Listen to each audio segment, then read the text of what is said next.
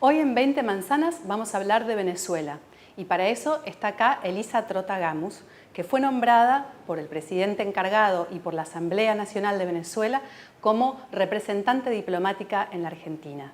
Gracias, Elisa, por estar acá. Buenos días, muchas gracias a ti por invitarme. ¿Es el presidente de Venezuela Juan Guaidó? Así es el presidente encargado, tal y como lo mencionaste. Es el único presidente legítimo y constitucional en Venezuela y tal vez es importante destacar para reforzar por qué es Juan Guaidó el presidente de Venezuela. Comienzo rápidamente porque es un resumen muchas veces difícil de hacer. En el 2013 falleció Hugo Chávez, con lo cual se convocan elecciones un mes posterior para continuar el mandato presidencial. En esas elecciones resulta electo con menos de un 1% de diferencia Nicolás Maduro para el periodo presidencial 2013 a 2019. En el 2015 hubo elecciones de la Asamblea Nacional, que es el único órgano legislativo de Venezuela, es un órgano unicameral, en donde las fuerzas democráticas resultaron ganadoras con más de 2/3 de las bancas del Parlamento. Ahí, digamos, Maduro se vio en la difícil tarea de tener que compartir el poder, como sucede en cualquier democracia, en la independencia de poderes, y decidió desconocer a dicha asamblea y desconocer todas las leyes y todas las decisiones que ahí se tomaran. Es por eso que nombra en paralelo a un Tribunal Supremo de Justicia de manera inconstitucional, que a su vez convoca una Asamblea Nacional Constituyente que pasa para ellos a suplir el rol de la Asamblea Nacional. Es esa Asamblea Nacional Constituyente que convoca elecciones fraudulentas en mayo del 2018, fraudulentas, y es importante destacar por qué son consideradas fraudulentas. Son elecciones en donde la mayoría de los partidos políticos de oposición estaban ilegalizados. Todos los líderes de oposición estaban, o la mayoría de los líderes de oposición estaban apresados, exilados o inhabilitados políticamente. El padrón electoral fue movido con solo 2 días de anterioridad a las elecciones. No se contó con veeduría nacional e internacional.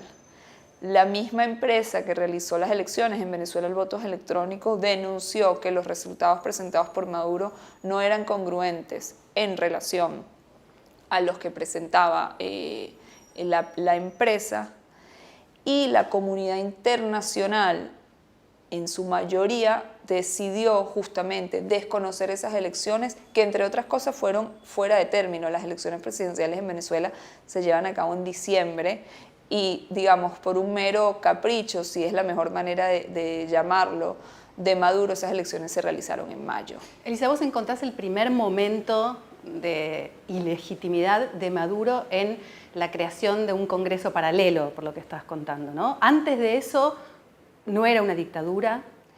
Lamentablemente, inclusive desde que estaba Hugo Chávez vivo, ya las instituciones democráticas venían socavándose desde todo punto de vista, como se vio inclusive con los medios de comunicación, los ataques a los medios. Ser periodista en Venezuela probablemente signifique una de las cosas más peligrosas que le puede pasar a cualquiera, a diferencia de cualquier país, inclusive en situaciones bélicas donde los periodistas tienen una protección especial.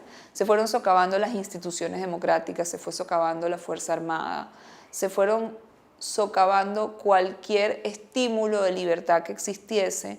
Fue algo paulatino, y cuando llega Maduro al poder es justamente cuando vemos que bajo ningún concepto están dispuestos a continuar viviendo en democracia, y se toman estas medidas. Pero tal y como te comentaba, es justamente ese hecho, las elecciones fraudulentas del año 2018, lo que evidencia la grave crisis institucional y antidemocrática del país.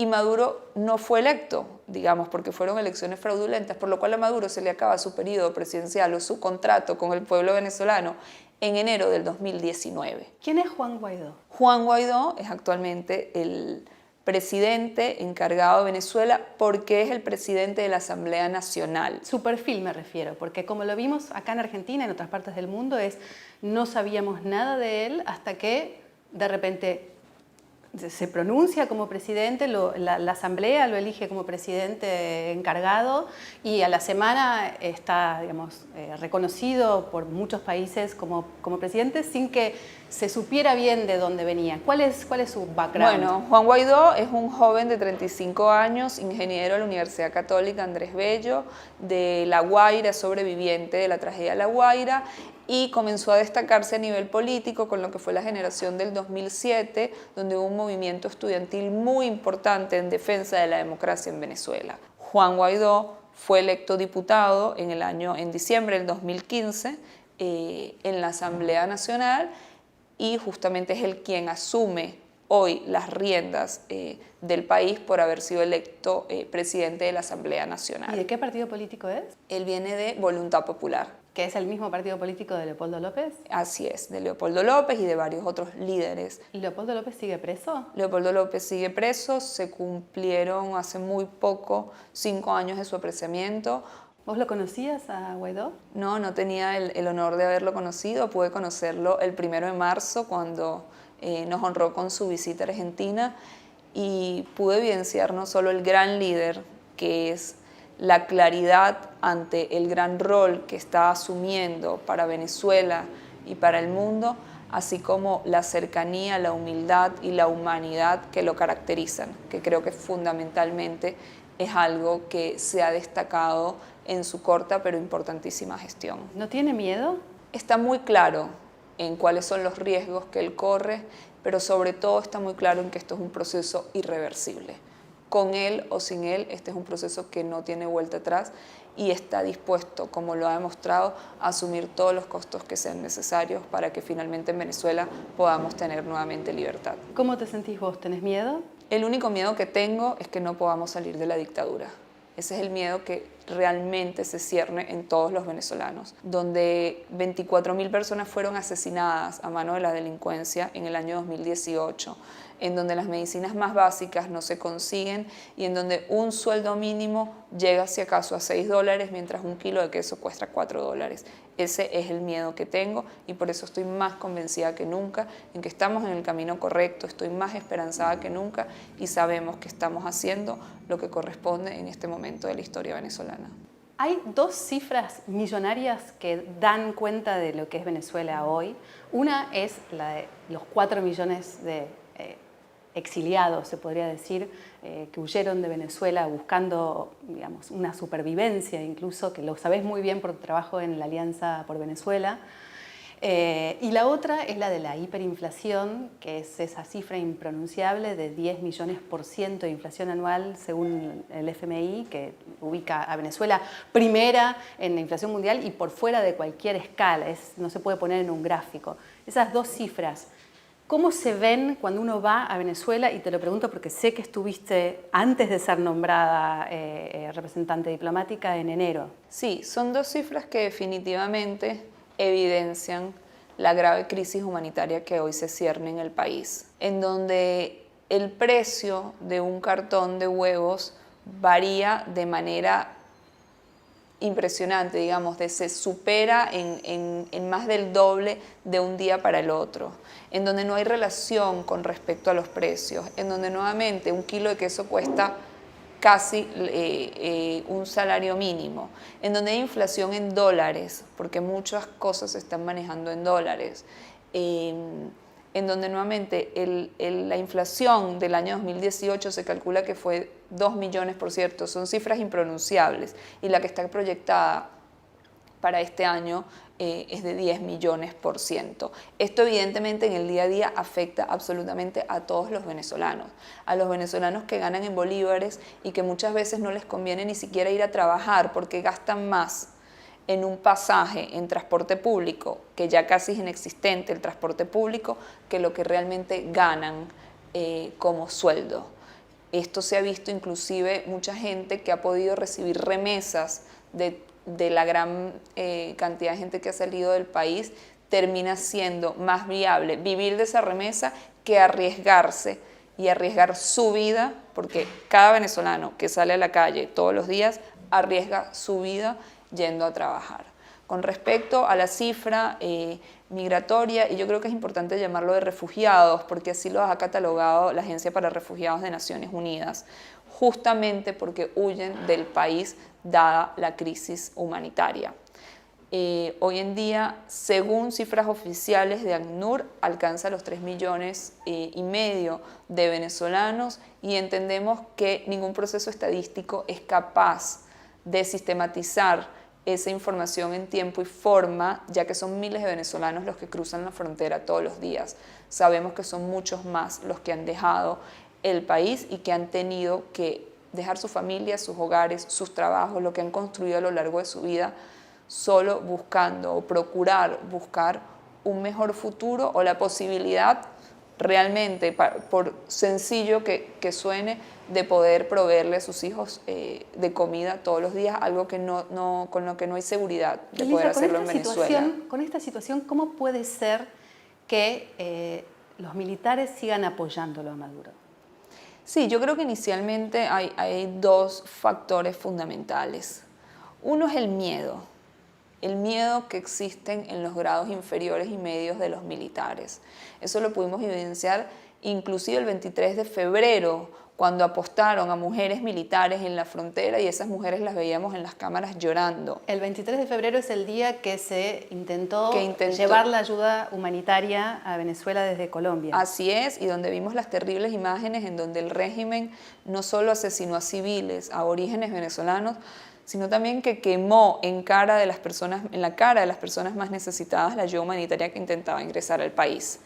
Ese día pudimos evidenciar con los militares, a pesar de que hoy en día se suman más de 600 militares que se han puesto del lado de la Constitución y del presidente interino Juan Guaidó, el miedo que surge en estos efectivos militares de que sus decisiones puedan impactar en sus familias. Por otro lado, tenemos que tener en cuenta que, tal y como se ha venido denunciando, lamentablemente las fuerzas militares han cometido crímenes. Grados superiores, que además ahí también hay una hiperinflación, ¿no? Porque puede ser 2.000 los generales. El número de generales, por ejemplo, creo que en Estados Unidos hay 900 y en Venezuela son 2.000, una cosa así. Desconozco el número de generales, no es una cifra que maneje, pero sí sabemos que en el grado de corrupción que se ha llevado adelante en Venezuela en los últimos años, muchos de ellos lamentablemente han sido partícipes. Así que nuevamente invitamos a través de todos los medios, a través de esta entrevista, tal y como se ha impulsado a los militares a que se pongan del lado de la Constitución, del lado correcto de la historia. Se han brindado medidas de protección, se ha propuesto una ley de amnistía para civiles y militares que quieran colaborar con este proceso que estamos viviendo hoy en Venezuela. ¿Qué pasa si no lo hacen?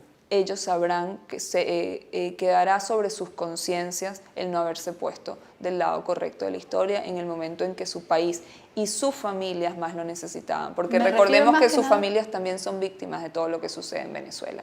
Me refiero más que nada a qué pasa si, digamos, esta situación sigue en el tiempo de un presidente legítimo versus un presidente con las fuerzas de su lado. ¿Cómo se puede resolver esta situación? Confiamos sin duda alguna en que esto se va a resolver lo más pronto posible. Los tiempos no los manejamos, pero el pueblo venezolano ha demostrado que quiere una salida pacífica, ha demostrado masivamente. El 90% del pueblo venezolano quiere y necesita un cambio. La comunidad internacional democrática está de nuestro lado. Y definitivamente Maduro lamentablemente no lo ha terminado de entender.